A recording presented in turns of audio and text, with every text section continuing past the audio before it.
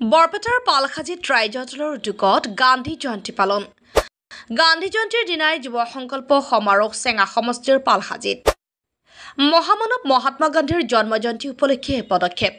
মহাত্মা গান্ধীৰ অহিংসাই পৰম ধৰ্ম নীতিক সাৰোগত কৰি পালখাজিত ৰাইজৰ দলৰ নেতৃত্বত এই সংকল্প সমাৰোহ। ৰাইজৰ দলৰ নেতা কাজী নাজিমুল হকে সমাৰোহত অংশগ্ৰহণ কৰি কয়, নৱগঠিত চেঙা সমষ্টিত দুৰ্নীতি অন্যায়ৰ বিৰুদ্ধে যুৱ প্ৰজন্মসকল একত্ৰিত হৈছে। ৰাইজ একত্ৰিত হৈ সাম্প্ৰদায়িক শক্তিৰ বিৰুদ্ধে থিয় দিছে। ৰাইজৰ বিৰুদ্ধে যোৱা প্ৰতিটো অপশক্তিক দমন কৰিবলৈ গান্ধী জয়ন্তীৰ দিনা সংকল্প লৈছে। সমাৰোহত কেইবা শতাধিক লোকে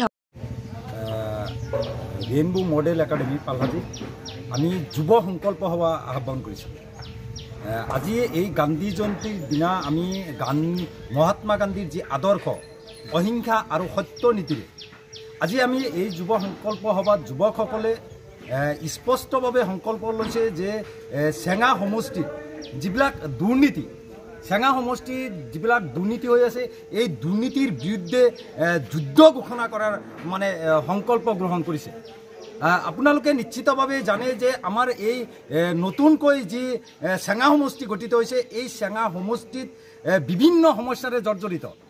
আপোনাৰ প্ৰায় চেঙা সমষ্টিৰ আধা অংশ ব্ৰহ্মপুত্ৰ গৰাখহনীয়াৰ কবলত পৰিছে।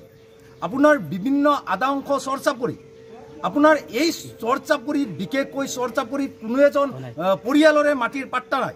গতিকে আমাৰ চেঙা সমষ্টিৰ আপোনাৰ এই বৃহত্তৰ দৌলাহালৰ পৰা আপোনাৰ একদম আপোনাৰ মানিকপুৰ এই বৃহত্তৰ এৰিয়াত কোনো এটা ঠাইত পৰ্যাপ্ত পৰিমাণৰ 30খন বিচনাযুক্ত কোনো এটা মেডিকেল নাই। গতিকে নিশ্চিতভাৱে চেঙা সমষ্টিত আপোনাৰ যি সংখ্যালঘু ৰাইজ এই সংখ্যালঘু ৰাইজে আমাৰ বিশেষকৈ স্বাস্থ্যৰ ক্ষেত্ৰত আমি সমস্যা ভুগি আছে। বিশেষকৈ বান গৰাখহনীয়াৰ কবলত পৰি আজি প্ৰত্যেক দিনেই আজি মানুহ আজি তেওঁলোকে ভূমিহীন পৰিয়াললৈ পৰ্যবেক্ষিত হৈছে।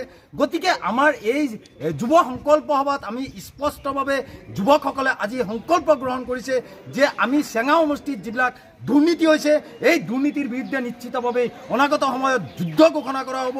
এই আমাৰ চেঙা সমষ্টিৰ যিবিলাক সমস্যা সেইটো মাটিৰ পাট্টাৰ সমস্যাৰে হওক, সেইটো স্বাস্থ্যৰ ক্ষেত্ৰতে সমস্যা হওক, সেইটো নিবনুৱা সমস্যাই হওক, এই সমস্যাৰ বিৰুদ্ধে আমি যুৱকসকলে এক আপোচবিহীন এক অহিংসা নীতিৰে মহাত্মা গান্ধীৰ যি আদৰ্শ সেই নীতিৰে আমি অনাগত সময়ত নিশ্চিতভাৱে এই চেঙা সমষ্টিত ব্যাপক গণ আন্দোলন গঢ়ি তোলা হ'ব।